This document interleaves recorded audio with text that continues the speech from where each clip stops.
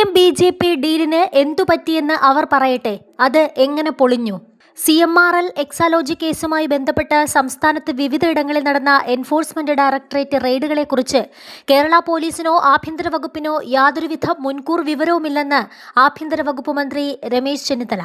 ഇത്തരമൊരു നീക്കത്തെക്കുറിച്ച് സംസ്ഥാനത്തെ ആരും അറിയിച്ചിട്ടില്ലെന്നും റെയ്ഡിനായി പോലീസ് സഹായം തേടിയിട്ടില്ലെന്നും അദ്ദേഹം പറഞ്ഞു.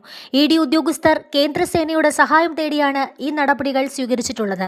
വിഷയത്തിൽ താൻ DGPയുമായും ഹോം സെക്രട്ടറിയുമായും സംസാരിച്ചുവെന്നും സംസ്ഥാന പോലീസിന് ഇത് സംബന്ധിച്ച് വിവരങ്ങളൊന്നും കൈമാറിയിട്ടില്ലെന്ന് അവർ സ്ഥിരീകരിച്ചിട്ടുണ്ടെന്നും അദ്ദേഹം കൂട്ടിച്ചേർത്തു. അതേസമയം മുഖ്യമന്ത്രി VD സതീശന്റെ ഡൽഹി സന്ദർശനവും പിന്നാലെ നടന്ന ED റെയ്ഡും തമ്മിൽ ആസൂത്രിതമായ ബന്ധമുണ്ടെന്ന ആരോപണങ്ങളെ രമേശ് ചെന്നിത്തല തള്ളിക്കളഞ്ഞു.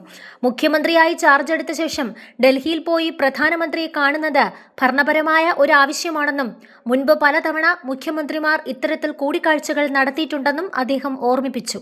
ഇത്തരം ഭരണപരമായ നടപടികളെ റെയ്ഡുമായി കൂട്ടിക്കുഴയ്ക്കുന്നത് ശരിയല്ലെന്നും ഇതിനു പിന്നിലെ രാഷ്ട്രീയ ഉദ്ദേശ്യം ജനങ്ങൾക്ക് മനസ്സിലാകുമെന്നും രമേശ് ചെന്നിത്തല പറഞ്ഞു. BJPയും കോൺഗ്രസും ഒത്തുചേർന്ന് BJP വിരുദ്ധ നേതാക്കളെ വേട്ടയാടുന്നു എന്ന CPMന്റെ ആരോപണത്തെ രമേശ് ചെന്നിത്തല രൂക്ഷമായി വിമർശിച്ചു.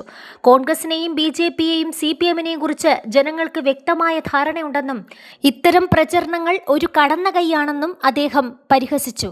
മുമ്പ് CPMും BJPയും തമ്മിലുണ്ടായ അടുത്ത ബന്ധത്തിന് ഇപ്പോൾ എന്ത് സംഭവിച്ചു എന്നാണ് അവർ വിശദീകരിക്കേണ്ടത്. CPMും BJPയും തമ്മിലായിരുന്നു ഏറ്റവും വലിയ ബന്ധമെന്നും അത് എങ്ങനെ പൊളിഞ്ഞു എന്ന് അവർ ജനങ്ങളോട് പറയണമെന്നും അദ്ദേഹം ആവശ്യപ്പെട്ടു.